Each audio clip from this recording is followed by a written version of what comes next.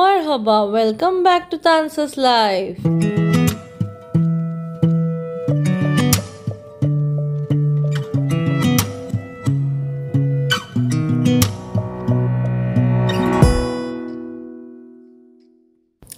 সকাল সকাল চলে এসে দেখতে পাচ্ছ মেট্রো স্টেশনে, এটা স্টেডিয়াম মেট্রো স্টেশন।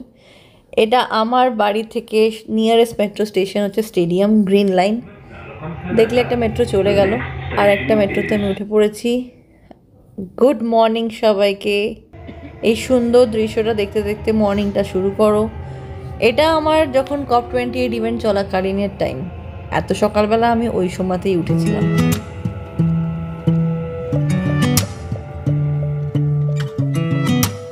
পৌঁছে গেছি COP28 এক্সপো 2020 এরিয়ায়।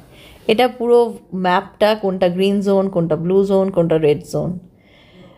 এখানে ওয়ার্ল্ড ওয়াইড সব দেশের সব প্যাভিলিয়ন, সব রকম ইভেন্ট চলছিল। তার মধ্যে থেকে এখানে কিছু কিছু র্যালি বেরিয়েছিল বলতে পারো। পুরো একটা গোটা টিম মিলে কিছু একটা স্লোগান দিয়ে র্যালি করছিল। দাঁড়িয়ে থেকে সেটা শোনার সময় হয়নি, কারণ আমরা একটা অন্য মিটিংয়ের জন্য যাচ্ছিলাম। জাস্ট এই ক্লিপিংটা তুলে নিয়েছিলাম। সামনে যেটা দেখতে পাচ্ছ সেটা হচ্ছে চায়না প্যাভিলিয়ন। চায়না প্যাভিলিয়ন একটা গোটা ভিডিও আসছে নেক্সট ভিডিওতে, দেখতে ভুলো না। এখন আমরা যাচ্ছি নলেজ হাবে। নলেজ হাবে আমাদের মিটিংটা আছে। চলে এসেছি নলেজ হাবে।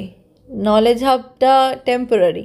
এই যে প্যাভিলিয়নগুলো দেখতে পাচ্ছ, China pavilion, Indian pavilion, Saudi pavilion, এইসব প্যাভিলিয়নগুলো পার্মানেন্ট। বাট এই যে নলেজ হাব টাইপের এগুলো শুধু এই কপের জন্যই এই পুরো স্ট্রাকচারটা তৈরি করে বানিয়েছে। ভেতরে এই নলেজ হাবের মধ্যেই আমাদের একটা মিটিং আছে। বিভিন্ন রকমের ইভেন্ট চলছে এখানে। সেরকমই তোমাদের নিজেদের টপিক সিলেক্ট করে, যেটা তোমাদের টপিক অফ ইন্টারেস্ট, সেই অনুযায়ী তোমরা দেখতে পারো।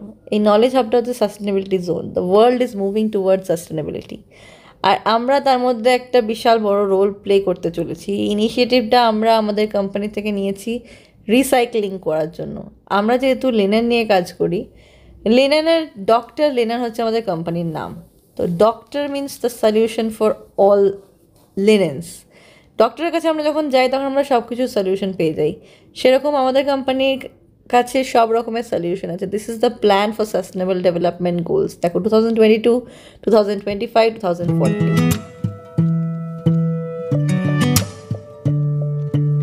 সেরকম দুবাইয়ের এখানে এখন এদের সব কিছুতেই সবসময় এরা এগিয়ে থাকে। তো এখন নেক্সট টার্গেট হচ্ছে 2050, এক্সপো 2025, এক্সপো 2050।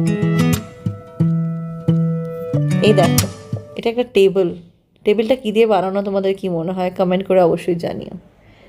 UICA প্যাভিলিয়নে COP28 কি প্রোগ্রাম ছিল সেটাই আমাদের এখানে দেখাচ্ছে। টেকনোলজিটাকে কীভাবে ব্যবহার করেছে দেখো, কি অদ্ভুত লাগলো জিনিসটা দেখতে। আর এখানে দেখো ট্যাক্সি। এক্সপোর এরিয়াটা এতটাই বড় যে তোমার বাগি ছাড়া তুমি যেতে পারবে না। আমি চলে এসেছি এখন ব্লু জোনে। ব্লু জোনে সব প্যাভিলিয়নগুলো আছে। টেরা প্যাভিলিয়ন, বিশাল বড় এরিয়াটা, বিশাল বিশাল বিশাল বিশাল বড়। তোমরা যারা যারা এক্সপোতে এসছো তারা জানো সেই এরিয়াটা কতটা সুন্দর আর কতটা বড়। এটা হচ্ছে টেকনোলজি অ্যান্ড ইনোভেশন হাব।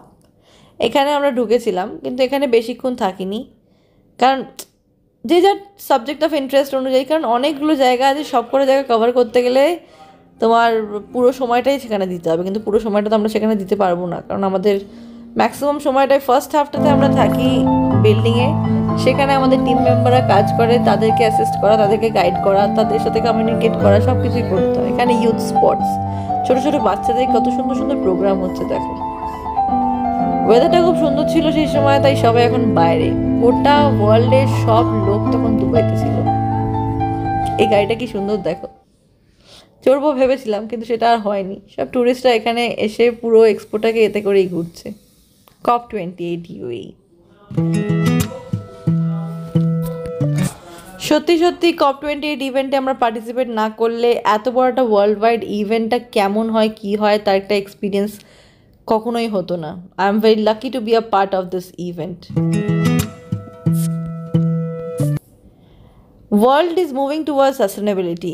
আমাদের এই জেনারেশনকে, ইয়াং জেনারেশনকে, A to Z every person in this world should be a part to make a greener future. খুব মজা করেছিলাম, খুব আনন্দ করেছিলাম, রিভিউটা আমার দারুণ লেগেছিলো। তো এখানে দাঁড়িয়ে কয়েকটা ছবি তুলে নিয়েছি। এটা হচ্ছে চায়না প্যাভিলিয়ন। চায়না প্যাভিলিয়নের ভিডিও আসছে খুব শীঘ্রই। Next video will be China pavilion. Video যদি ভালো লেগে থাকে অবশ্যই লাইক, কমেন্ট, শেয়ার আর সাবস্ক্রাইব করতে ভুলো না। তানসেস লাইভ খুব শীঘ্রই নতুন একটা ভিডিও নিয়ে দেখা হবে। ততক্ষণের জন্য সবাই ভালো থেকো, সুস্থ থেকো, সাবধানে থেকো।